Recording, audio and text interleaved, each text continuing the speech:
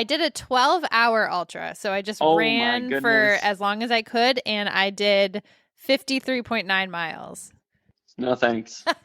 See, I love it That's insane. because looking at your stuff, I'm like, I can't do that. I can't. And then I would much rather just run. Just give me Yeah, the running. there's levels of crazy in all sports, and I think that's crazy. So.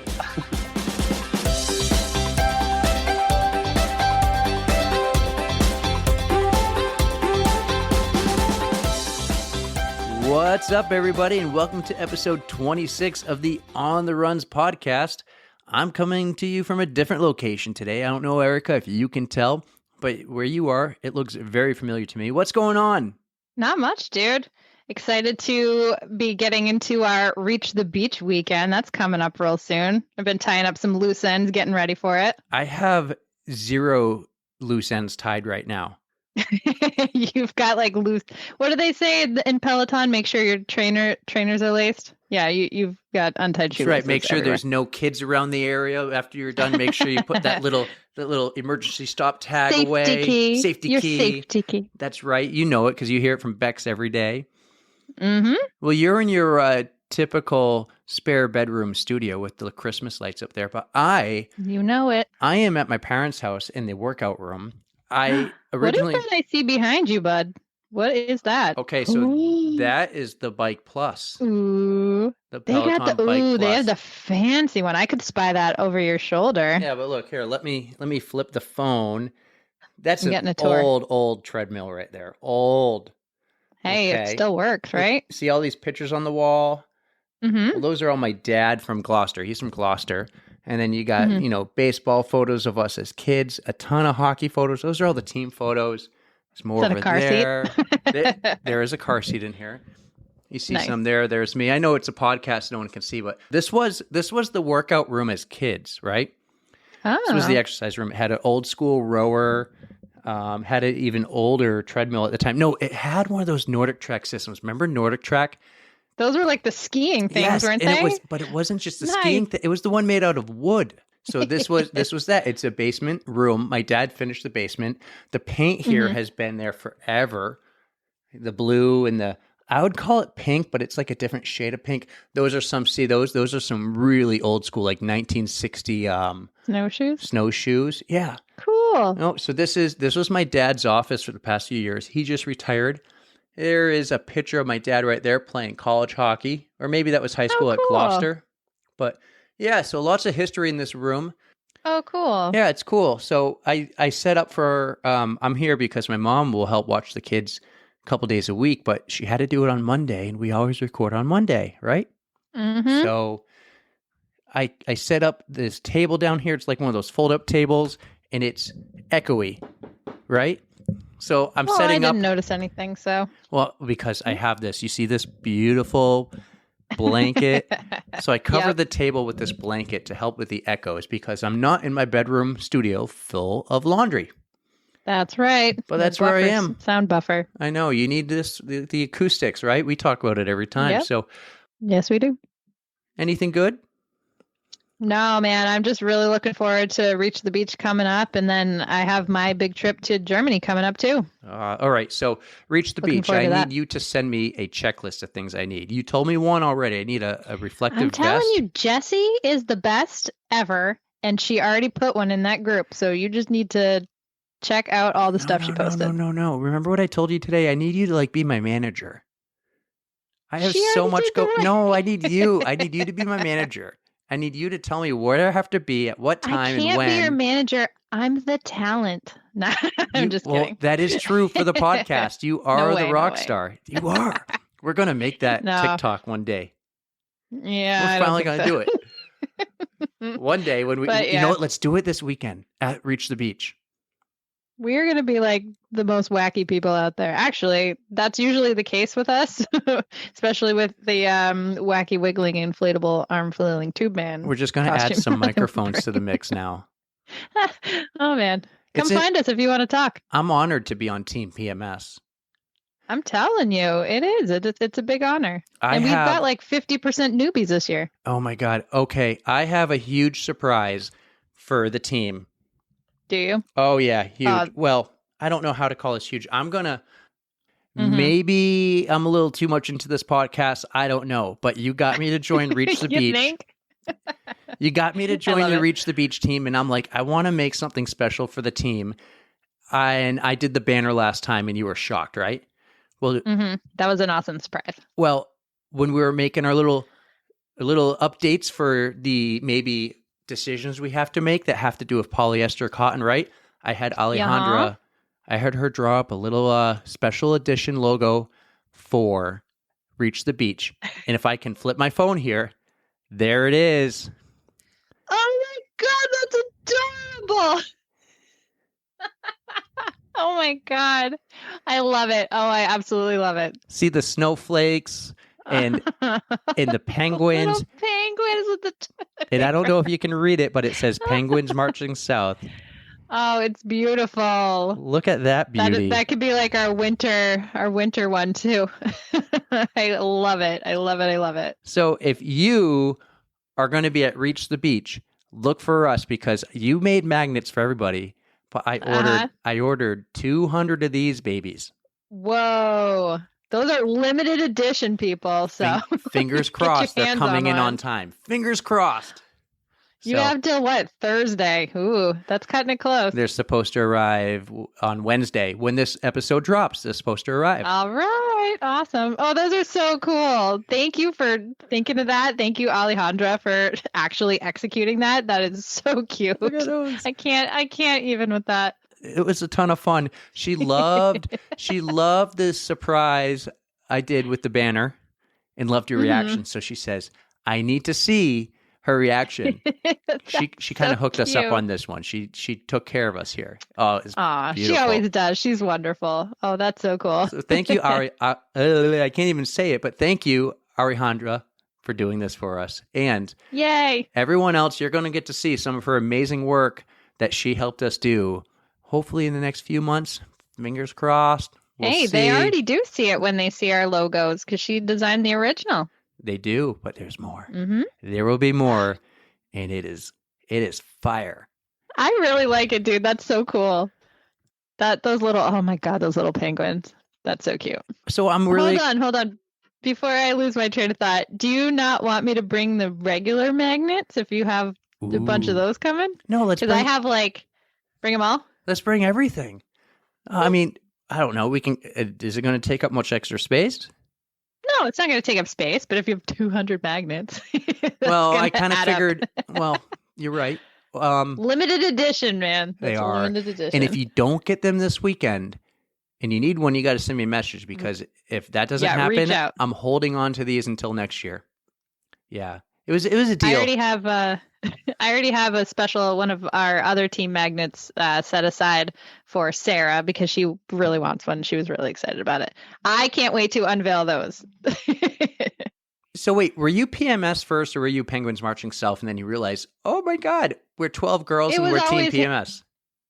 Oh no, we were never a full team of girls. So it was always Penguins Marching South and PMS. I think that was like the factor that like the humor factor that went into it. But yeah, we were always a co-ed team.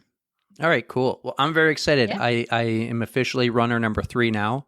I got some hard legs. Okay, you did switch. Yeah, Yup. we did. I got some hard legs. I might be puking. We'll see. It says my last 2 legs I are look- both very hard. I looked at your elevation profile and they look nasty. But if Jay, if you're listening, your final leg, I can take some of that mileage for you. It's in a wild card zone. So I'm more than happy to take some of that mileage off your hands. You might have to explain that to some noobs, but not right now because I think we should get to our interview with Mr. Shall we? Marc Dubrick.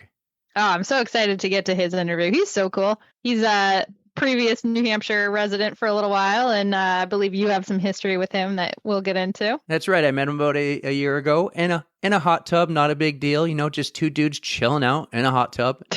2 dudes chilling out in a hot tub. Sorry. Continue. I'll say, little did we know that we would reconnect like this. And he's got his, we'll tell you, he has a YouTube channel, and we'll share that info. And you should definitely check it out. And we even talked after the interview about a lot about podcasting and the YouTube channel and what we could do. So it was just a ton of fun to talk to him about that. But he tells us his story about some of his travels and his experiences. And He has a very cool living dynamic with his friends. It's kind of like college, but after college, where they're all living in a place, mattresses on the floor, and, just doing what they can to be a professional triathlete. But we'll let you hear about it in the interview. It's really cool. You guys are going to love this one. I'm not going to ruin it for you. I'm going to let you listen to it. So, everyone, I really hope you enjoy Marc Dubrick, and we'll see you on the other side.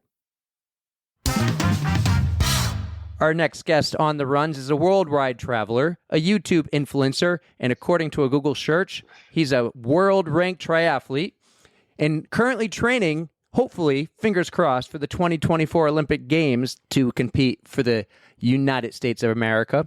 We would like to welcome Marc Dubrick to the On the Runs podcast. Marc, how are you? Hey, thanks for having me. Absolute pleasure. Very, very much so enjoyed that introduction. I got that from your LinkedIn profile. Except the influencer on YouTube. I think just a few subscribers short of that, but thank you. It's all right. You got a few more than us, but we're both growing and we're both moving up the charts. I want to go back to a year ago. Do you remember when you and I met? Yeah, I do actually. In the hot tub at Executive Fitness. That's right. There was a guy in there. Story behind that? Yeah. Well, it was the day before my Ironman Timberman, and there was a guy in there just chatting with me because he saw the band, the Ironman band, on my wrist, and his name was, I think that was Corgi, George Corgi. Yeah, and George Corby. And he was like, hey, you got to meet this guy, Marc, and his friends over here. I think you're with Ado, and is your other friend Grant? Yeah, yep. Grant, Ado, and Ari. Those are the four of us in that house when we were in New Hampshire. So these guys were, and we'll get to the house. I'm really interested in the house. But these guys were like kicking butt in the pool.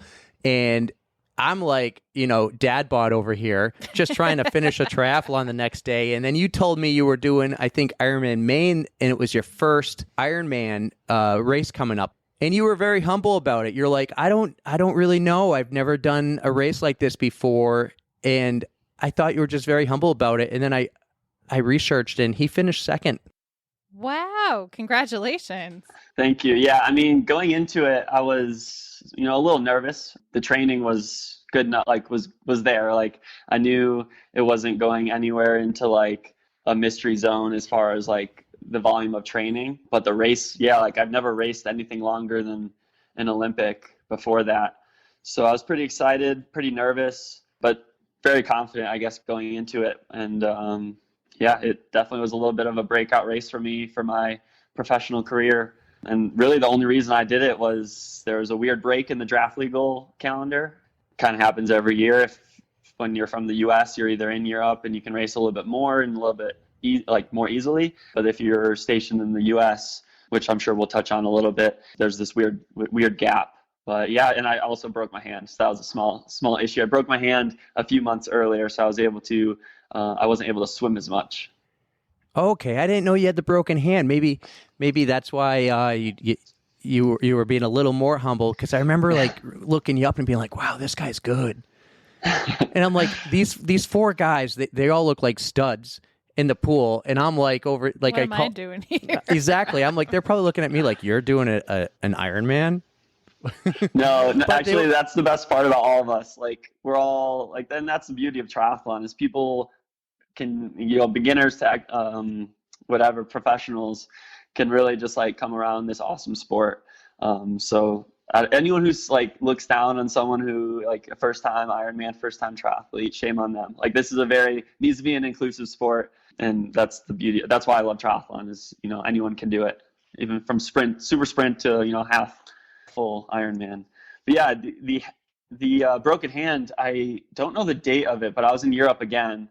I was in a race in Poland, and I crossed wheels. It was a draft legal race, and I crossed wheels with someone, ended up crashing and breaking my hand there. Ooh. So that put me out of the water for I think I couldn't swim. Like, I didn't take any strokes for like 2 or 3 weeks. I convinced the doctor to give me a waterproof cast. So I was just kicking, and then I finally put on a little paddle, swim paddle, and was able to start swimming, I think, after 3 weeks, but kicking a lot. Well, you probably got the strong legs there then.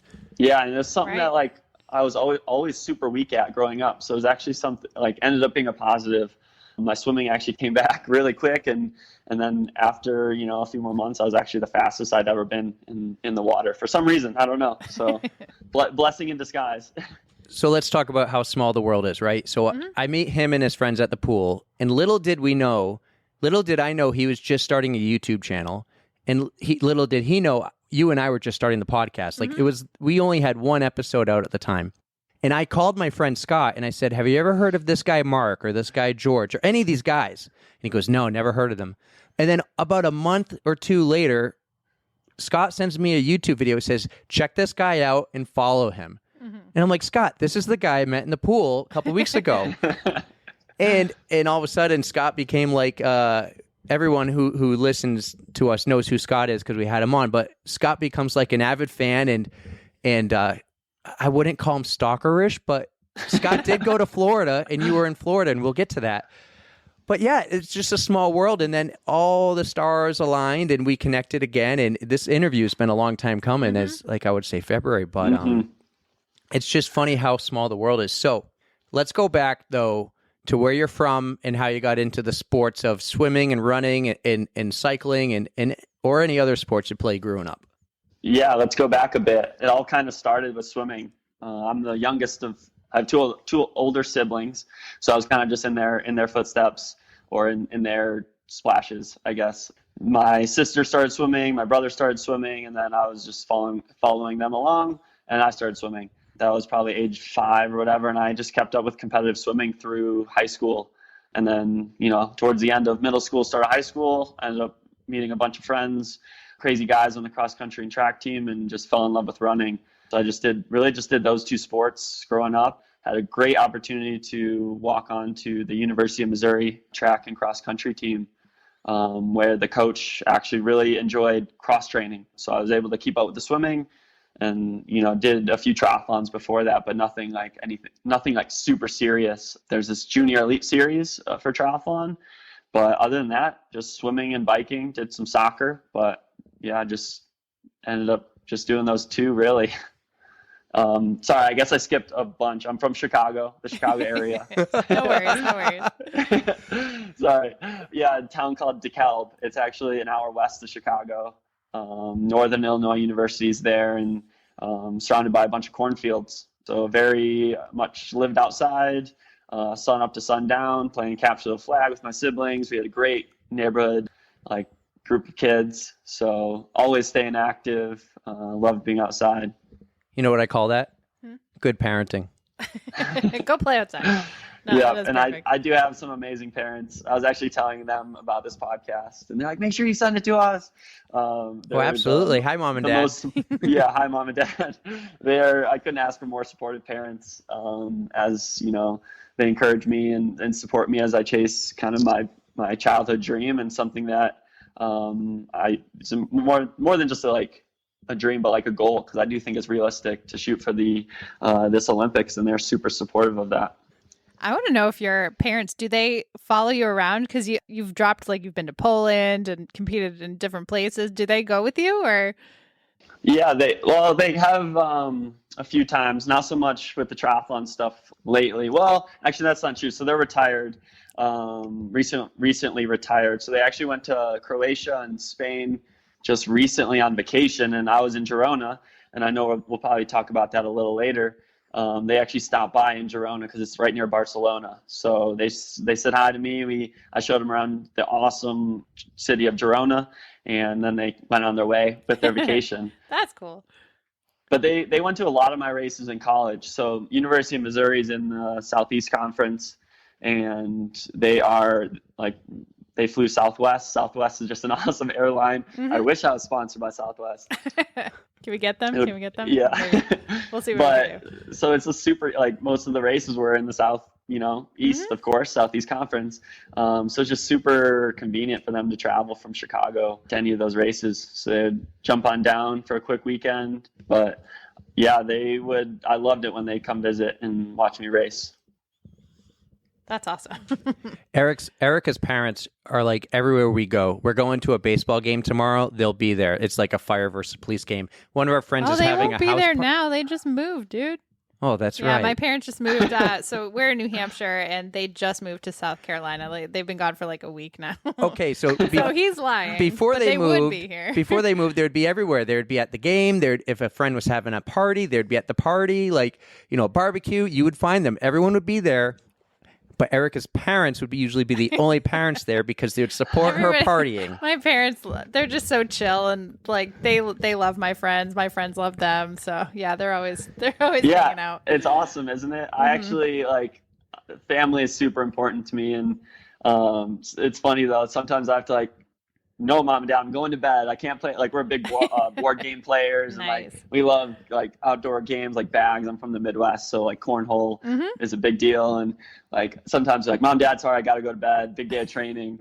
But yeah, I love family time. And my parents are just like that. They love to hang around and, I know you travel a lot, but how often do you get back home to Chicago?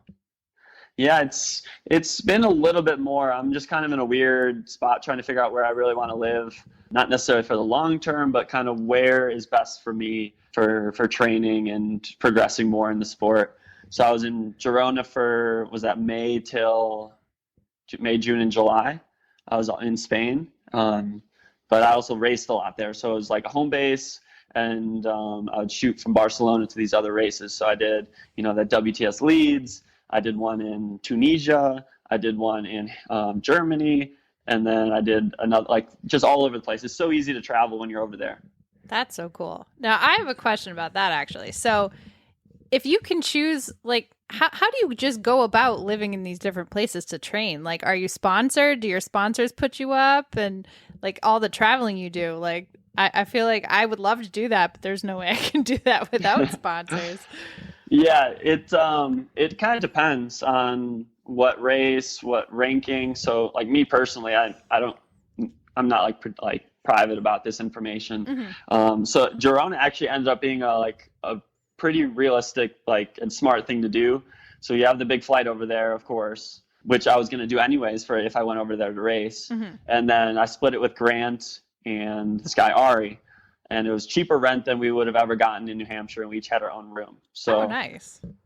That one was we pulled the trigger on that in November, and we left in May. So we committed to that really, really early, before even the race schedule was released. But we knew that there would be races, and that once we're over there, of course the flights were a little bit more expensive than we thought, but they're still a fraction of that long haul flight, That is true. All right, that makes more sense now. And then I'm in a good position now where I don't have a lease. So when Florida, we have a 3-month lease with this awesome Swiss Vacation Rentals, kind of a team. They have a team sponsorship with us.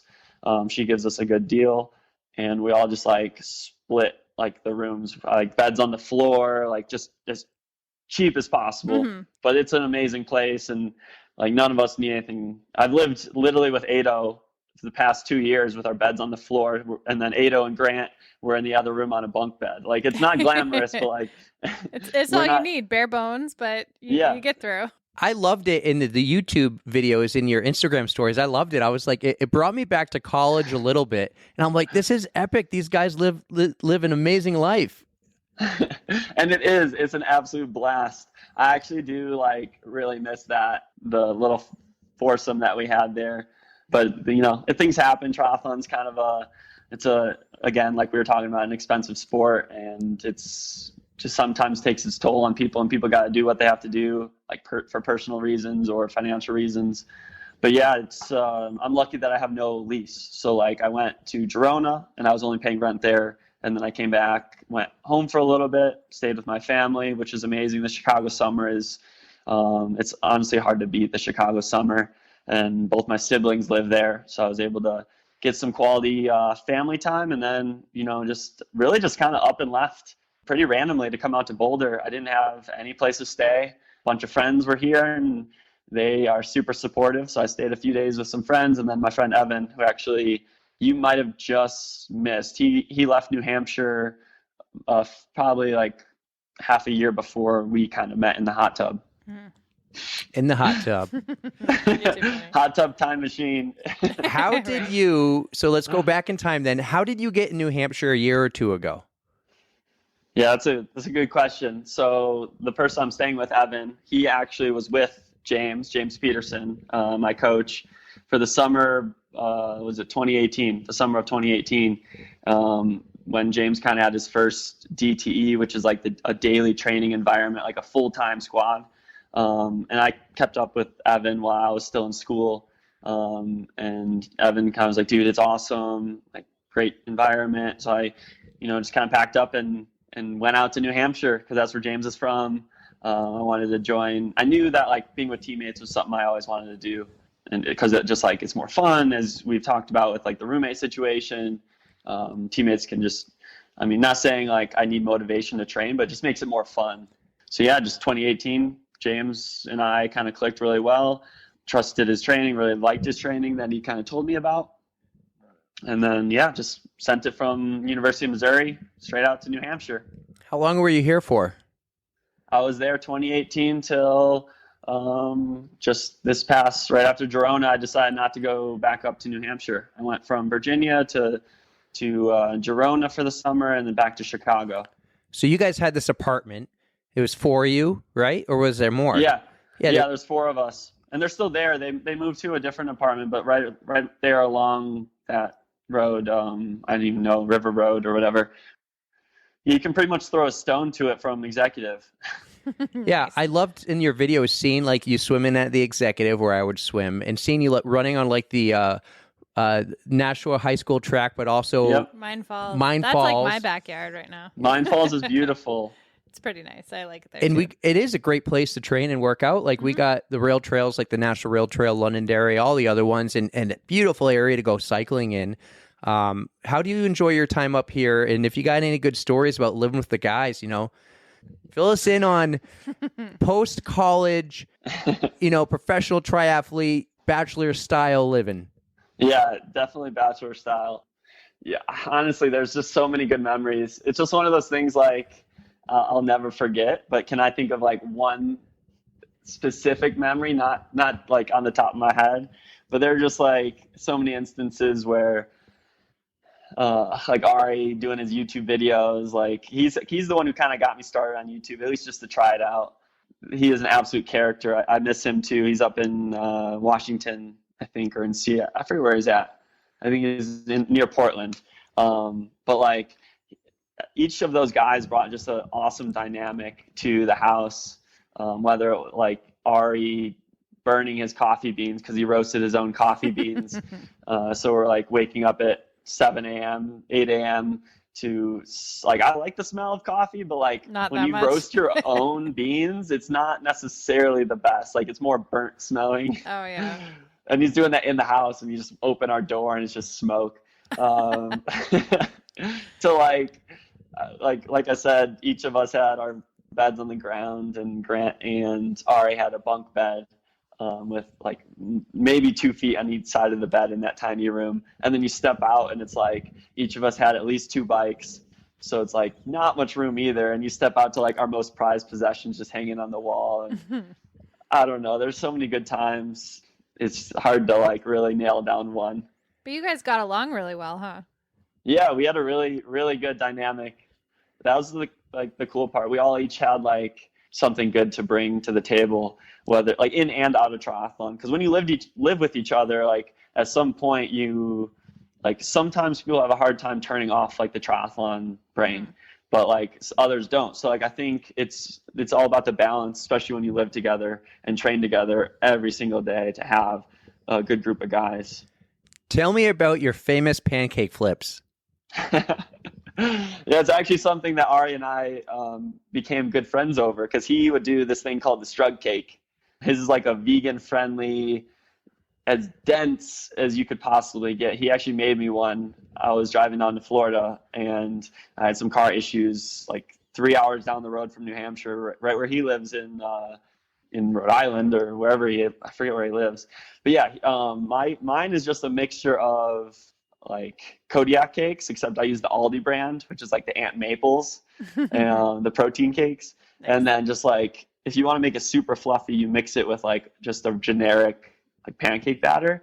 And then whatever, I just pick the biggest pot or skillet, I guess, in the cabinet, and just make the massive pancake. And it's all about the flip. I feel like I would butcher that, so I got to give you some props. Yeah, and it's a slow cook. It takes some patience. You got to you put the top on it, and that makes it extra fluffy. Mm-hmm. And then just toss it up in the air and hope for the best. Oh, geez. That's a disaster waiting to happen for me. Yeah, it could be messy. I've mastered the flip. Thankfully, it hasn't gone too bad ever. I actually just did one today.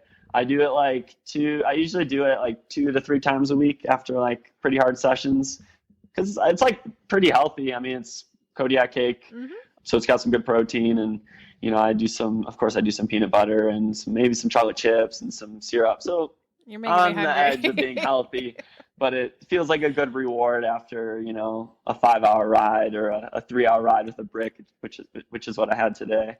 We're gonna need a video of that flip one day. Oh, I probably have a few on my camera feed because I like to post it. But yeah, I'll send you one. You know what you should do on your Instagram? You know how you can do highlights? Yeah. Just do a highlight called the pancake flip, and every time you do a pancake flip, throw it on the highlights, and then you can just watch flip after flip after flip. All right, I'm starting that. I'll start it right after this podcast. Awesome. Well, thank you for the idea. That's actually such a big part of kind of triathlon nowadays, is that social media aspect. Not saying like this pancake flip is going to bring me sponsors. It's going to go viral. It'll be awesome. Aunt Come Maple. on, Kodiak cake. Hook me up. Yeah, Kodiak cake. Hook me up. Which actually they do sponsor a friend of mine that I used to run with, but she's a big time Nike pro athlete. So fair enough. Mm-hmm. Just keep tagging them. Yeah. She doesn't make them as big as I do, so that's what I got. So you and the guys, and there was a girl in the living situation too, right? Yeah, not with us, thankfully. Yeah, I totally understand that. I'm sure Erika would understand too. You guys eventually packed your bags up and moved to Florida. Correct. Yeah, right in. So Ado and I do not like the cold, so we both moved down a little bit earlier than everyone. I think this year, or I guess last year, at the end of last year, me and him got down there in like middle of December, I think. And Ado, like you've obviously ran into him at the pool, and it's just a social butterfly. And he's kind of the one who met Scott, and then Scott came on a ride with us in Florida, and that's how I met Scott.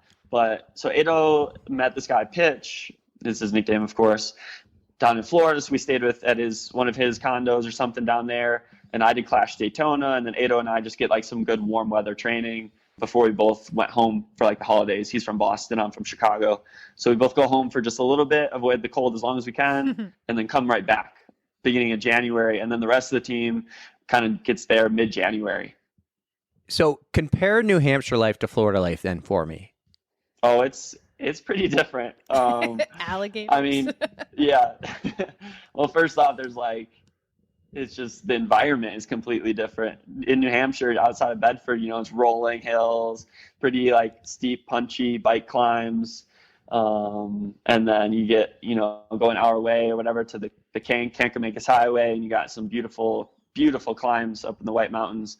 And in Florida, even like we're in the hilliest part of Florida, which is in Claremont, right near Orlando.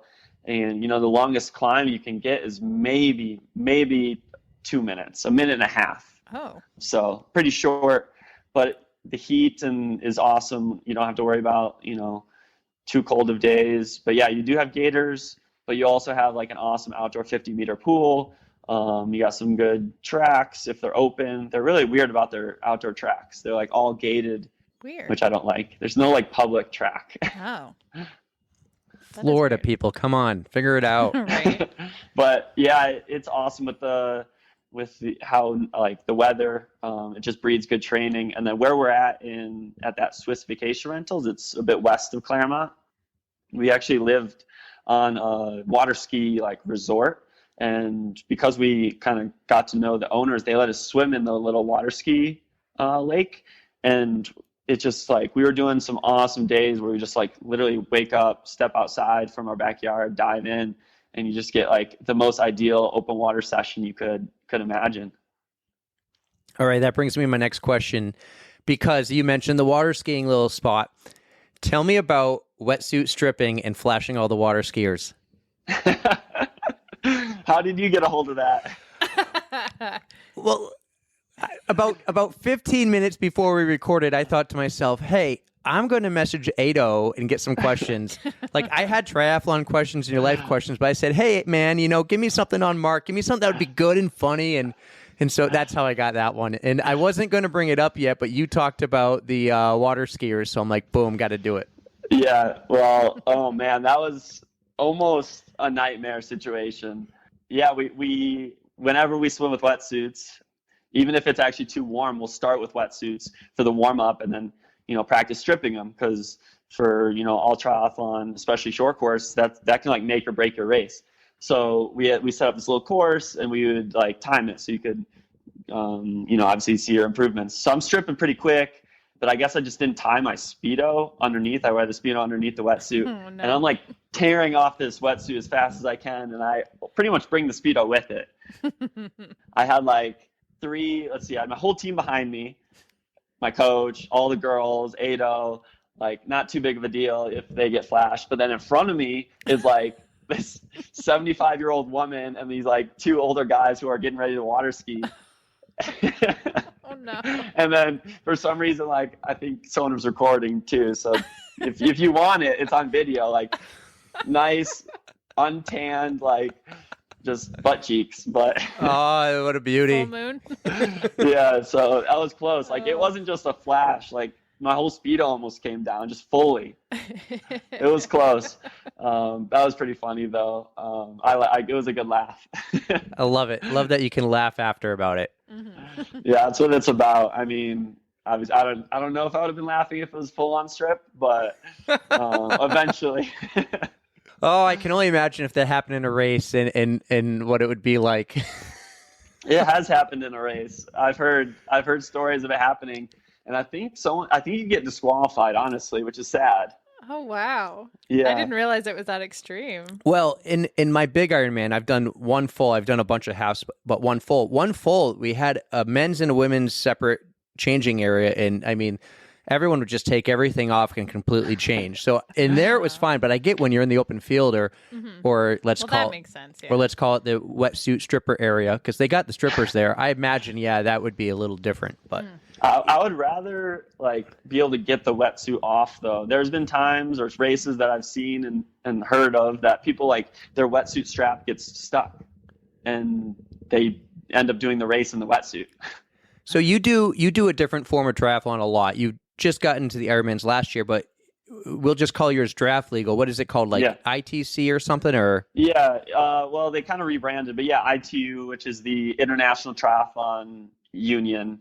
And now it's World Triathlon. So draft legal is just the easiest way to say it. Yeah, there's sprint and Olympic distance throughout the whole world.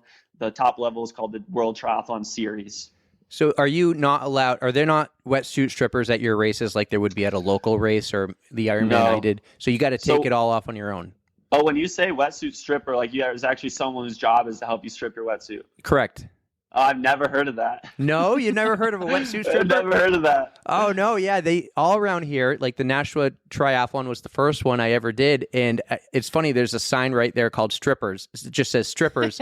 And, you basically get the top half off and then you sit on your butt and they grab the suit by like the waist and they pull it off. And they did it. I want to say they had them in my Ironman. When I did Ironman Maine, they had them. That's awesome. Honestly, I wish I had that sometimes. Wetsuits can be pretty tough to get off, especially with the timing chip, or if your hands and feet are cold, or just so many reasons. No, we don't get that, unfortunately. So my favorite part about triathlon is that it's just not running. Mm-hmm. It's not just swim, bike, run. It's also transition and mastering this whole wetsuit thing, because you're constantly all the time. You said you and the guys would be timing yourselves to try to get better just out of the water, out of your wetsuit, and on the bike. See, that's something I don't think I would think about is the transitions, like how fast huge. you can do that. But that's a great thing to think about. Right. It's massive in draft legal because like you're coming out of the water and you're with people or you're not. Hopefully you're with people. and then the bike groups, like, is draft league on the bike. So that's where these groups form. And if you're having let's say you have a fast transition and like, you can make up 2-3 seconds. And now let's say you're at the front of that group, or you're now not like dangling off the back of that group, and you're already in the draft. So now you just saved a match. You just saved a bunch of energy that, let's say you had a slow strip, you had to like go super hard just to catch that group. So it couldn't, or miss the group. I mean, it could really mess up your race. You said you'd prefer to come out of the water with others. What if you're ahead? Yeah. Ahead or with is this best scenario. I mean, obviously in the lead is the best. And then there's a little bit more room for air, for draft legal if you're in the front, but still, like, it's when you get on that bike, that just immediate power. And if you can be on someone's wheel in their draft, you're saving the most energy. So I know it sounded like a dumb question, and Scott right now is thinking, of course you want to be ahead, doofus. But the point to the question, though, is if you're ahead in a draft legal race, will that pack catch you, and are you aware of that? And so will you just reserve energy and let the pack catch you, or do you try to stay ahead of the pack? Because I know that pack is faster, with 10 riders than you are by yourself. Oh yeah, and I guess I misunderstood as well. On the bike, the way I like to think about it, and I think the way it works, is when you're in that group, you kind of like treat yourself as teammates. If you're not in the front group, if you're in the front group, you're working together to stay away from the people behind you, the other groups. So yes, you don't want to be in the front, but if that's what it takes to like keep the rotation, everyone's taking a turn, hopefully, and that you move fast that way. You get your recovery when you drop to the back and you pull through. So if you can imagine, like, that's how I kind of picture it, is the people in your group are like your teammates, and you just try to maybe avoid the tactics, but like if you can be smart at the same time, then that's a win-win. But yeah, being in the back is definitely where you save the most energy.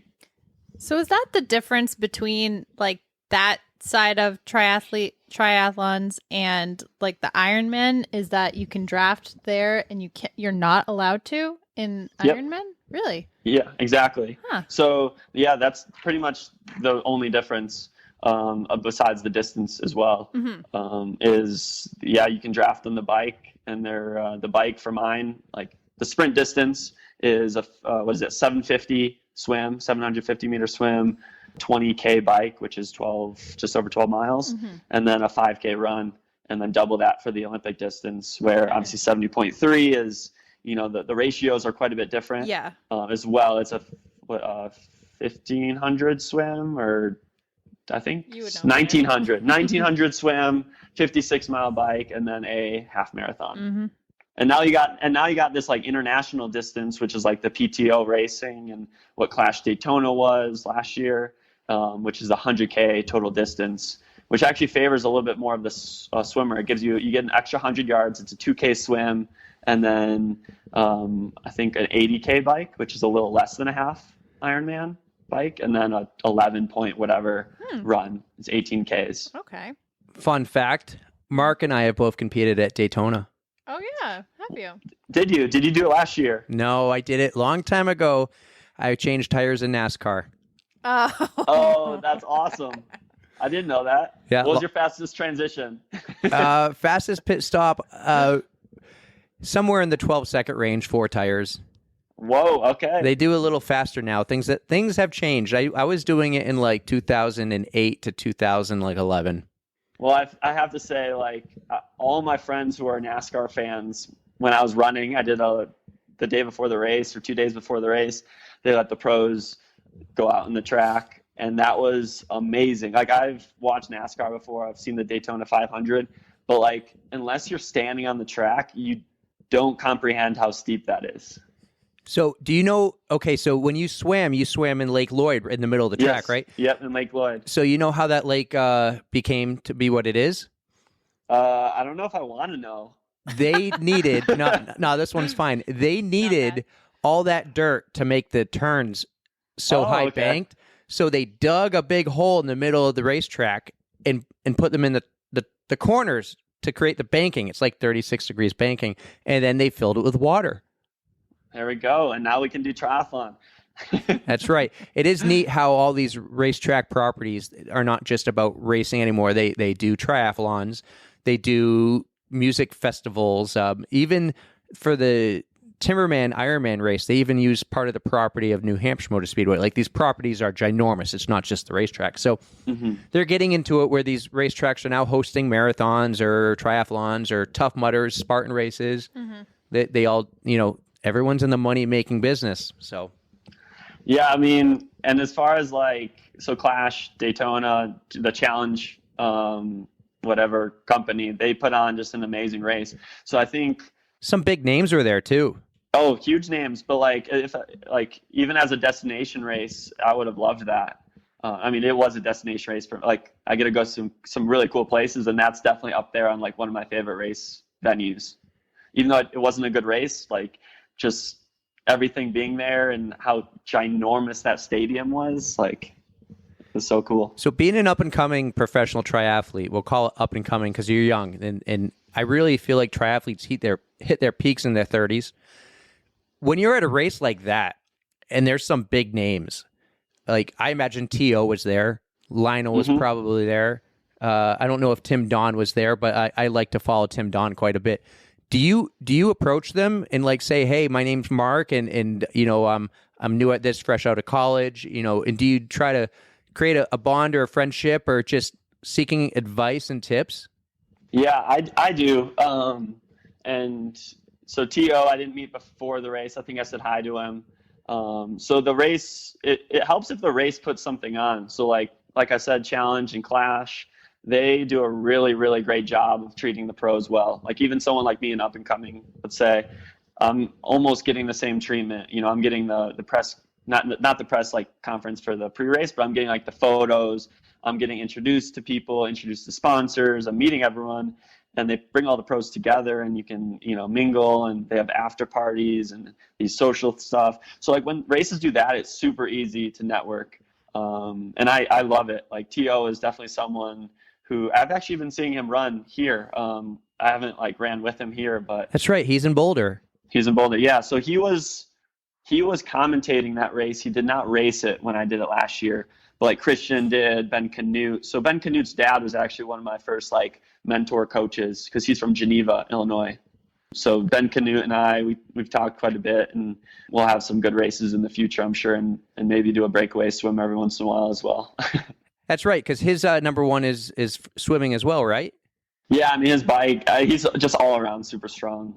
But it's just cool, having that strong, that network. So T.O. met him at the after party, and just is an idol to me, I guess. Watching Ironman growing up, I obviously dreamed of being a professional. I thought it was going to be swimming, then I thought it was going to be running, but I still watched the Ironman. So of course I know T.O. And then some of the other names. There's just some super nice people out there, and it's nice networking, because then when you go to races, it's not that fun going to a race and you don't know anyone. It's fun. Then you can meet people, travel with them, even split the Airbnb, and it's just way more fun when you get to know people. So I'll tell you a funny story. The day after I met you, I was at Timberman waiting for the swim, and T.O. was there because Miranda was racing. Oh, yeah. And I knew that, but I'm kind of off to the side in my wetsuit. I was talking to a friend, and then I had to take a leak, and I can't find anywhere to do it. So I kind of took 10 steps to the side and just took a leak right there. And then I walked back, and as I'm walking back, if I never moved, T.O. walked right in front of where I was standing. I just missed him. I saw him he's only 4 feet in front of me. And before I said anything, some other guy just made some comment because he just had the heart attack. Yeah. He actually just announced that he had the heart attack. And so obviously everyone's like, hey, how's the ticker? And so I saw him right then, and then he flew by on his truck a couple times, chasing Miranda around the course. But then they bailed because there was a hurricane coming. Oh, yeah, I remember that. Scott was jealous. Scott's a gigantic T.O. fan, where he, let's not go stalkerish yet, but it could get there. Yeah, I see Scott commenting on all the pros' Instagrams and stuff. It works. Sarah True just sent him like a whole entire nutrition pack of like new nutrition, like the tablets. Yeah, I just got a shipment in today. Noon plug sponsored. Yeah. That is the best Absolutely. nutrition out there. I love Noon. I love the little tablets, dumping them in the water bottle. It's so easy, and then for like longer stuff, you obviously want to do the endurance because it has the carbs. So there's my 2 cents about some nutrition. So T.O. just sent him something too, or made some Yeah, he won something, and T.O. called him out on Instagram and said, "Congratulations, Scott." So that's hilarious. It's working. It does. He won Normatec boots. Whoa. Yeah. Okay. Yeah. Doing better than me. I know. So gotta start taking notes. He knows what to do. He's nonstop. He just keeps going. You know, like Wayne Gretzky said, or if you're the guy from The Office. Oh God, what's the quote? Which one? What's the quote? I don't know what you're trying to say. So many good ones. You miss 100% of the shots you don't take. Oh yeah, there we go. Gretzky, right? Let's move on from Florida and let's go to Euro trip. Yep, Girona trip, Spain trip, 2022. It was so I started the season really early. I guess I'll start before the Euro trip. I started my season a month earlier than I normally do, so I can gain points. So like that's how you get your ranking, is based off of how you do in these races. So I raced really well down in South America. I did 2 races in Chile, and I actually had my first professional draft legal podium. So those 2 races and then one in the Dominican set me up really well to make sure I got on these WTS races come the summer in Girona. So I did those races, and they didn't really go well, but just such great experience. And with some races on the schedule, but with how the draft legal season works and the races work, you actually don't know you're getting onto a race until a month before. Oh, wow. That's not a lot of notice. No, it's not. So that's why your ranking is so important. The higher ranked you are, the more you can count on that actually you'll get going. on. Okay. I'm looking at this little information here with your mugshot. Let me see that. Oh, that's a good shot. So it says here, I believe you're nationally ranked 75th in the world, which is pretty freaking good in my mind. Yeah. I appreciate it. Yeah, it goes up and down, just like it goes by a calendar year. You know, if you're higher up, you're saying you'll know sooner. Does it ever get to a point where like, am I going to get in this race, or are you fairly confident you'll get in? It just take time. So both of those WTS races, I didn't get on until the week before.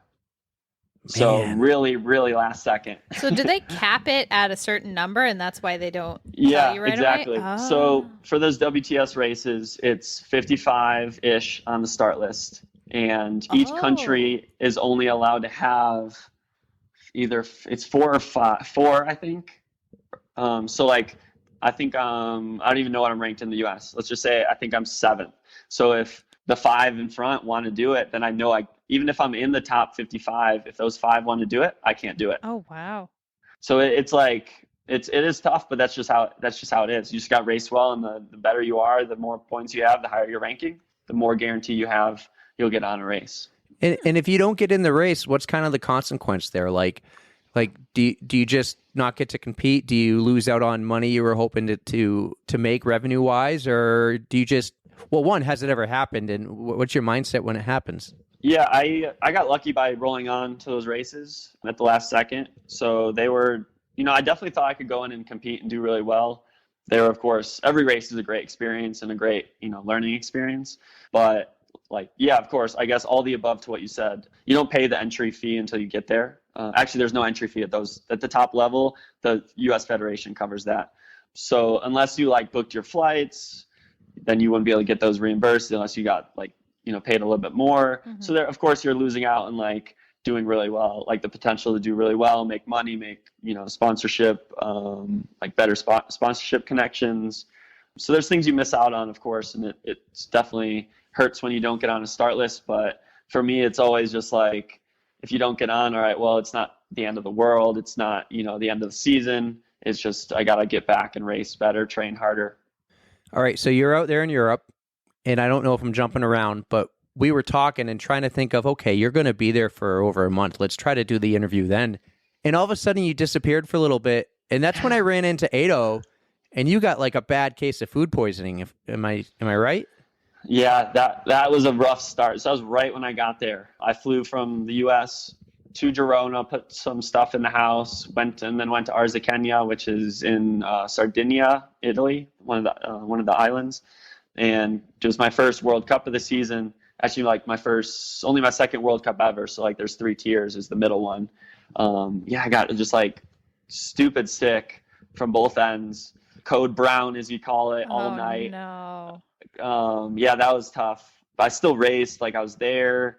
That was a race that I was there. I'm gonna try. I got tested for COVID. It wasn't COVID. And it didn't go well. I swam terrible. I got on the bike and just got super dizzy. So I called it. I was like, okay, this is not smart. That's probably for the best, though, at least for that particular case. Especially in your case where, you're doing this for a living and you don't want to risk it for your future races. Exactly. You got to race the next week or something and conserve some energy. Yeah, exactly. And there's obviously I play with be smart about when to draw that line and when not to.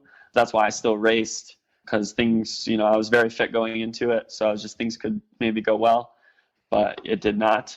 So food poisoning was not the good start to the season. And I think I raced 5 times over there. And I started with food poisoning. And then I also lost my luggage 3 out of the 6 times I flew. No way. They lost my bike. Yeah, I didn't see my bike that long while I was there. So what do you do if you don't get your bike? Do you rent one or Yeah, you rent one. Oh. You go get a Huffy? I can picture it with a little basket. Bring, bring. I down in South America 2 years ago, I actually had to rent a bike for 2 races. And the first one we handed this guy, it was in the middle of nowhere, Argentina. We handed this guy $20 and he let us use this giant 9-speed bike and it didn't quite have grip shifters, but you'd shift it and it would be a 10-second delay and then it would shift. And it's I don't know, you just gotta roll with the punches sometimes. And once if there's nothing you can do about it, if it's out of your control, all right, time to put it out of your mind and focus on what you can do. Just roll with the punches. Yeah, I like it. Honestly, with the amount of travel that we do, with all the moving parts, all the gear of triathlon, there's just things are going to hit the fan. And if there's one thing that I've slowly mastered or quickly mastered, I guess, is just flipping the switch. I've always used that as a great kind of analogy, and just flipping the mental switch and move on and control what you can control. So when you're talking, he can put this wherever we need to put this, but I'm just curious about your racing season you're talking about, and you're like, oh, I did 4 or 5 races. How many races do you do in a season, and how far apart are they? Are they weekly? Are we talking twice a month? I don't know. I'm just very curious about that. Erika's the runner. Yeah, I don't know much at all about triathlon, so this is all fascinating to me. It's a whole other side, but I know. And the goal is one day to get her to do a triathlon. We're going to start with a relay. Because she thinks she'll drown. I am not a swimmer. But we'll get it in one day. But not even a cyclist. I'll let you answer her question, though. This is going to be rough. You should definitely start doing triathlon or train for triathlons. Yeah. It's an awesome sport. But so for short course or draft legal triathlon, you can kind of race a bit more. They're obviously not as long as 70.3s. So the race itself isn't as taxing on the body. I'd say the most taxing thing is probably the travel more than anything. So everyone missed out on a bunch of racing because of COVID. It closed down for a year and a half, I think, of just 0 races. So I have raced quite a bit more than I'd say I'd like to, but there's also this balance between getting enough points for that ranking we talked about, and then preparing for the rest of the season. So I want to make sure I get enough points, but I also want to make sure I'm not racing enough. So where's that line? Right. And I definitely flirted with it quite a bit in Girona, or in Europe, I guess.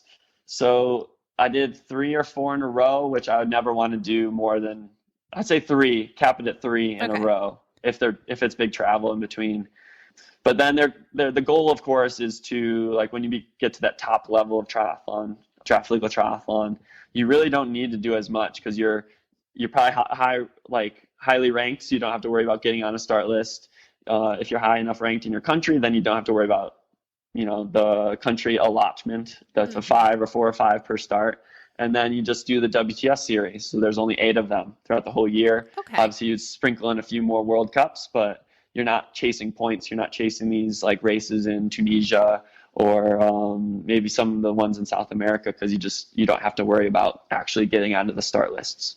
What's your favorite race that you've done so far? Because you've been to some pretty incredible places, so I'm curious to know that too. I'm very lucky. Like, this is definitely my dream job, and doing everything I can to chase it and keep it alive.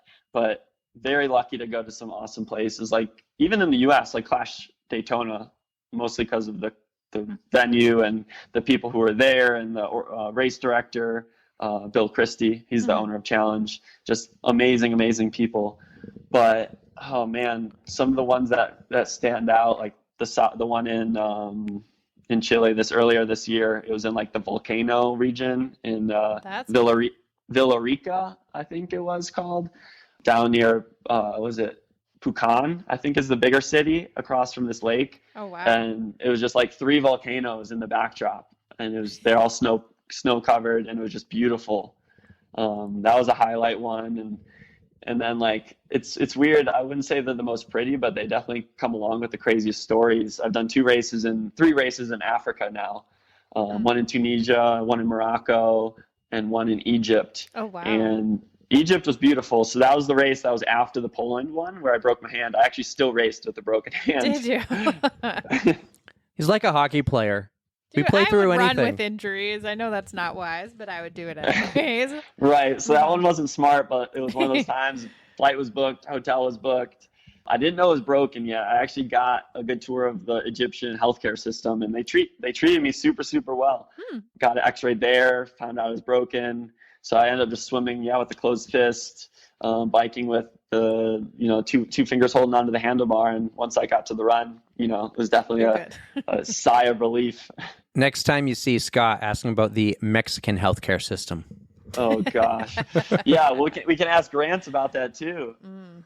I would love to talk to him someday, but let's talk about, I got a couple races highlighted, and I got a race to ask you about. But first, I want you to tell me about your podium and about any good luck stories, because I want to ask you about one that, was pretty gruesome. So let's hear a good one first, and then we'll go to La Paz, I believe it was.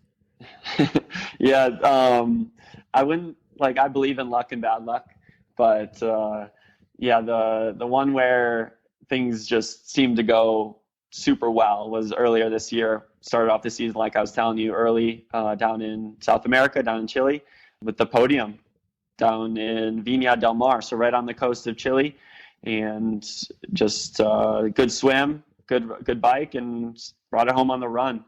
Not all races go like that, but I took advantage of things running smoothly. All right, so then let's go to something that didn't go so smoothly, and you put this one on YouTube, and I love that you did that. And before we finish, we'll talk about your YouTube channel. But you went to, I'd call it, the Baja Peninsula of Mexico, yep, correct. La Paz, and you went there. You were still living in New Hampshire at the time, right? Yeah, that was towards the end of the year in November, start of November, I believe, or end of October. So you go out there and you got a big race, and I remember seeing the roads were kind of rough, and you were scoping the whole area out. And then I don't know if you got any race footage, but then all of a sudden you come back and tell us what happened in that race. This is what I was saying about Grant getting the tour of the Mexican healthcare system, because he was obviously brought to the hospital before, like I was still racing, and they just brought him straight to the hospital.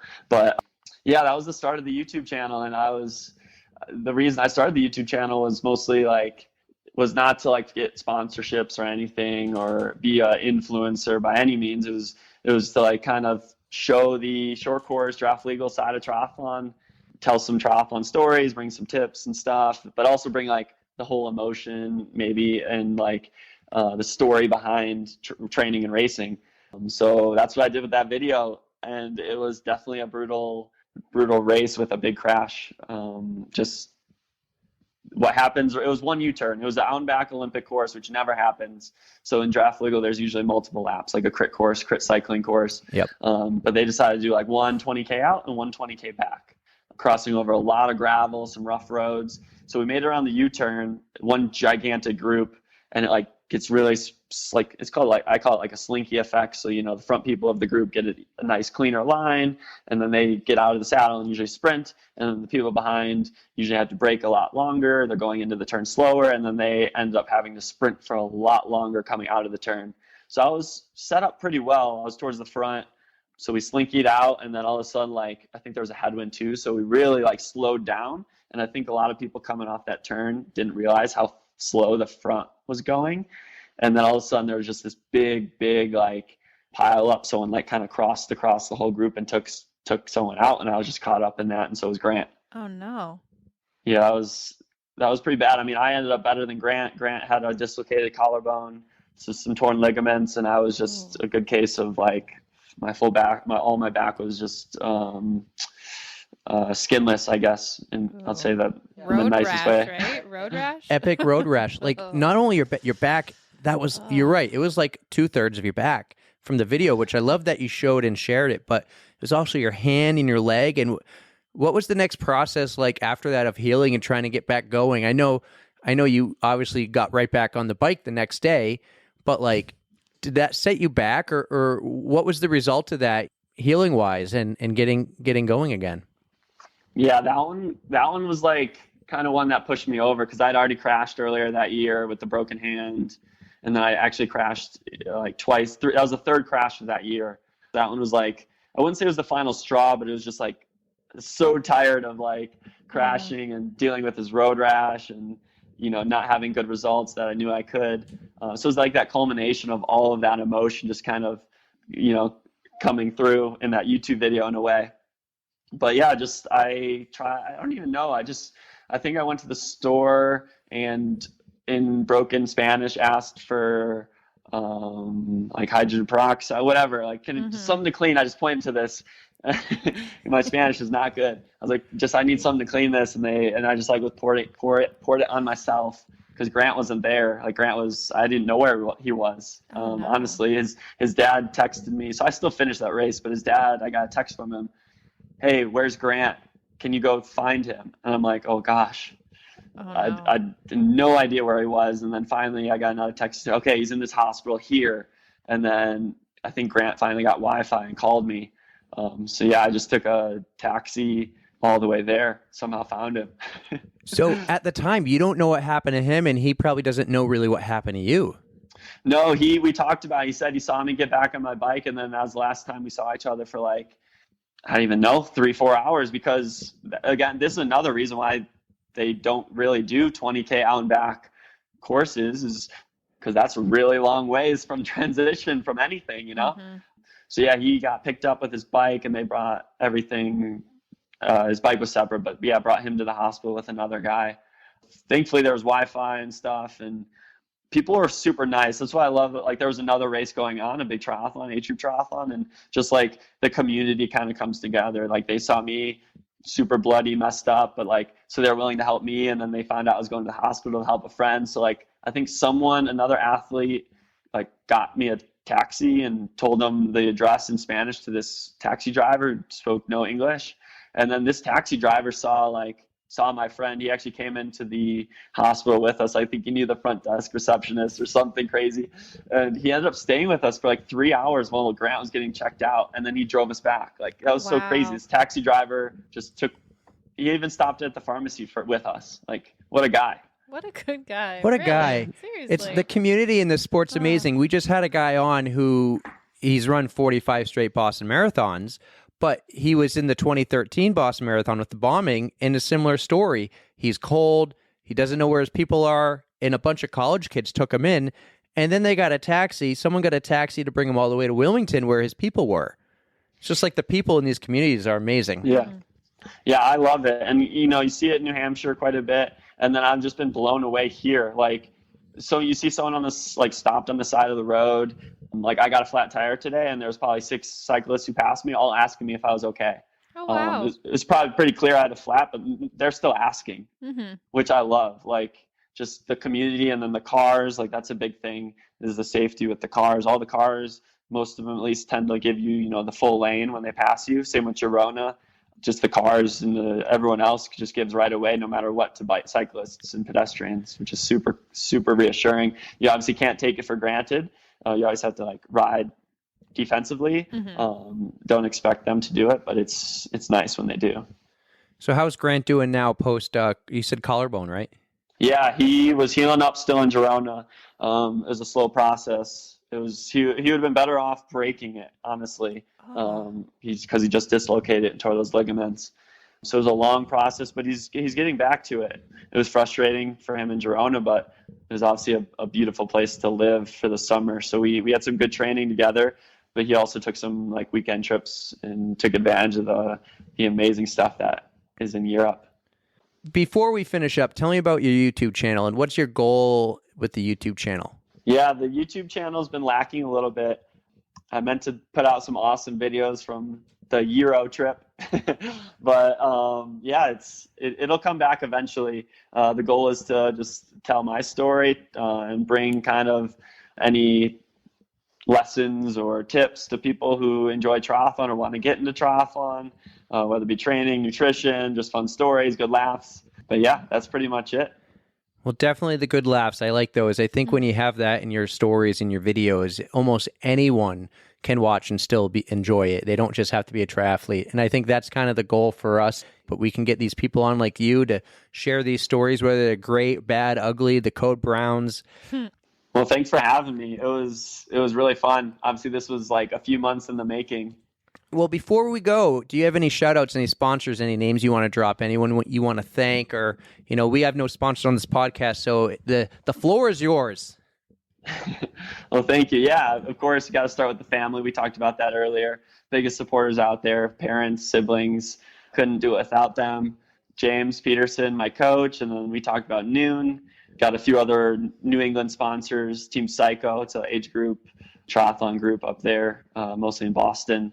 And then, just anyone who comes say hi, you are part of my community. I love being social and love saying, and, building this triathlon network. That's awesome. Yeah, I hope to run into you sometime if you're ever up this way again, because I'll be happy to do a couple short runs with you. Let's do it. It would be fun. Let's get you, and next time you're in New Hampshire, let's get you and Ado here in person. Let's hang out, the four of us, and we'll I don't know what you guys do for a good time, if you drink at all or what you eat, but we can all hang out. We'll have 4 microphones and we'll just talk the shit. Oh, that would be a blast. Honestly, with Ado, you think I could talk? Just wait till you get Ado on this. Well, let's get the two of you in a room together and just hear what the two of you got to say in the stories. We'll even bring your other guys in. We can pass the mic around. That would be a ton of fun. Oh, that'd be a blast. I think that should definitely happen. Get Grant and Ari on here. You know who's going to want to be there though? Scott Black. Scott Black. What's an extra person? Let's go. Let's get Scott. Oh, that'll be fun. I might have to buy a bigger recorder to hold more mics, but anyways, Erika's got a big question, no pressure type question for you here at the end. So. Oh yeah, it's easy.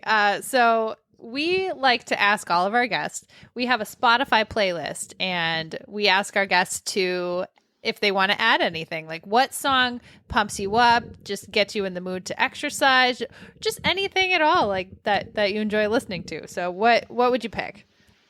Yeah, there's too many good ones, honestly. Right. So the one that's been coming up on my Spotify is In the Mirror I'm spacing on the name who it's by, but it's one of the most popular ones if you just search In the Mirror. Are we looking at the interpreters? Does that sound right to you? Yes. Sorry, I was spacing on that. Not a new song by any means, but I don't know, just pumps me up. But yeah, I just listen to any sort of rock Spotify playlists. Usually gets me pretty hyped up. That's perfect. Do you listen to anything when you're exercising, or do you like to have a clear mindset? Sometimes, usually not. I don't have good wireless headphones or those Aftershock ones. Oh yeah, that's I love those. Yeah. Right. So I think that's just safety wise. I don't. Mm-hmm. I think if I do, I'd do one ear. Yep. but no, normally not. And then out here in Boulder, too many beautiful things to look at anyways. That's fair. That's totally fair. And then if I'm riding with people, I definitely don't. But sometimes I'll put the phone in, on the highest volume and listen to some good music if I can hear it. Nice. All right, man. Well, this is awesome. Long time coming, really. Thanks for coming on. I remember, from meeting you last year to, funny, in the hot tub with Scott in Florida last February, and him telling me that he sent me the link to the video that he was in, and I'm like, no way. And then till today, it finally happened. It took us a year, but it finally happened. I really love that you came on and you shared your stories, and I don't think it will be the last time we talk or see each other. Yeah, thank you again. It was a long time coming, but I'm glad we finally got it done. And good luck in Spain coming up. I know you're going there next week, but when everyone hears, you'll already be back from Spain. So maybe when that happens, I'll fill them in on how it went. Yeah, that'd be great. Hopefully some good news. Training's been going well here in Boulder. Got that, good month of altitude training, and yeah, I'm excited to show all the hard work. Awesome, man. Thanks again. Thank you, Mark. Appreciate That's it. awesome. Mark, you are an awesome dude. Thank you so much for coming on the show. I can't wait to hear more about your other tries coming up. You are just going to be killing it out there. What a cool guy. I'm so happy. We were trying for a long time to get you on, and you got sick one time. You were traveling around the world, Spain, Euro trip, and now you're in Boulder, Colorado. In fact, since the interview, he went back to Spain, and now he's back. So this guy is a traveling machine. He's racking up those airline points, Put him to good use. It's going to be a lot of fun when we can get him and Ado and Ari in the room and some of his other friends, Grant. But also, remember, we were like, who's going to want to be there? Scott Black. Scott's going to want to be there. That's going to be a fun time. That has to be like an in-person, have a couple of drinks, just shoot the shit kind of episode. That's going to be a blast. Let's set that up. What's that you're drinking? Water. Oh my God. Did you see my Insta story the other day? I laughed so hard. Please do tell. From this, I don't know. There's some Instagram account. I don't even remember which one it was, but it's just a picture, like a bear holding a sign, and it said, "Did you drink your water, you stupid bitch?" I start cracking up, and I go, "Why, yes, I did. Thank you for asking." Oh man, I got a lot of laughs, so I'm glad I could share that with some followers. But sorry for the salty language. It was just hysterical. I was laughing for a while over that. Speaking about the gram, I'm going to try to do something. We started today. Today's Monday. This will be coming out on Wednesday, but every Monday we're going to try to do a hashtag Medal Monday post, but not our medals. Maybe when we have a big one. But so this week's post was Samantha up in Vermont. She did the Covered Bridges half marathon. Way to go, Samantha. Right. So, hey, if you do a race where you get a medal, 5K, 10K, a 1 miler, whatever, marathon or an Ironman, anything, yeah. Send us your medals if you're okay with us posting it, and we'll start posting these on Mondays. I had a nice run this weekend. I finally ran with my hip being all weird, so I met up with Rachel, and we ran into a fan on the rail trail where we were running. I saw this. I was jealous. Super excited. We got to meet Anthony, Tony, Trekkin' Any, and he is such a sweetheart of a human. We were so excited to finally meet. I was more excited to meet him than he was to meet me, but he loves our show and he was super excited to get to run with us for a little while. Who saw who first? Rachel recognized him because I had never actually met him in person yet, but Rachel got to meet him during the New Hampshire 10 miler, I think it was. No way. Cool. Yeah. So that was recent. Yes. So It was really nice to put a face to the Instagram name. It rained quite a bit a couple days ago. I saw his post. It's something like, doesn't matter what the weather's like. We get outside and we run. Yep. I think he seems like a pretty cool guy. I have not met him yet, but he seems like a pretty awesome guy. Oh, he was so nice. But I feel kind of privileged having a treadmill in the basement so I don't have to go out in the rain. But we've done it before. Yeah, rain won't stop us. We'll have to go outside with him and run with him one day, but we'll have to pick one of the gnarliest weather days just to do it because he gets out there and does it. Why would you do that? Well, I know he will, but I'm sure he would appreciate having a nice day to run with us, just because it would be epic. Whatever you say. He gets out there, we got to join him. Snow, rain, sleet, let's go. All right. I will let go of my fair weather running. Tony, please tell me I'm insane and that you want to stay in on those days. Just the light rain. I could deal with some mist. How about that? But that just makes my hair frizzy. So Metal Monday, let's do that. Let's start doing this Metal Monday thing. I just got to set up It's a good idea. Just got to set up a reminder. A reminder to post Right. something. Yeah. That's fair. I'll have to send you a pic with mine coming up. Well, not only us, we're going to get some Ragnar medals, but I'll have a nice shiny Berlin one. Do you know who's on the back of the Berlin one this year? He's only the goat of running. Oh, no. Marathon running. Let's put it that way, actually. I'm drawing a blank. Oh, I know. No? I know who he is. Oh, I can't pronounce his name, though. He's the guy in the YouTube video, the one that Nike did, like, trying to do a marathon under 2 hours. Oh, my God. His name starts with an E. Yeah. I can't say it. I don't know how to say it. But I got the right guy, though. I know who he is. He's on the back of the medal. Yes. Tell everyone his name. Eliud Kipchoge. Eliud Kipchoge is the greatest marathon runner. He is amazing. And he's coming back to Berlin to run this race, and he has hopes to officially crack 2 hours in for the marathon. It's absolutely insane. He's done it before, but that was in Vienna with some like crazy setup conditions, so it wasn't like an official sanction Don't race. get in his way, okay? Let him, stay out of the way. He's going for a record. You think I'm going to be anywhere near him? You are sadly mistaken. I'm going to be like waving to him from like the porta potty line by the time he sets off. I'm so excited about that medal. All right, so if you're listening to this on Wednesday or Thursday, we're heading up for Reach the Beach soon. If you're there, look for a bunch of silly people, probably some dressed as penguins, some dressed in, what do you have? The crazy, wacky, inflatable man guy? Inflatable, flailing tube guy. She's purple because I'm going to be wearing it. But she'll probably be... You're going to be wearing it? The Attatash station. Somewhere around there. Well, come and find us. You can follow us on Instagram. We'll be posting a lot and try to find us. Erika and I will be in the same van number 1. You're runner 2, I'm runner 3. If you need, Erika will bring her stack of magnets and stickers and the special edition one, limited edition. Get them while they last.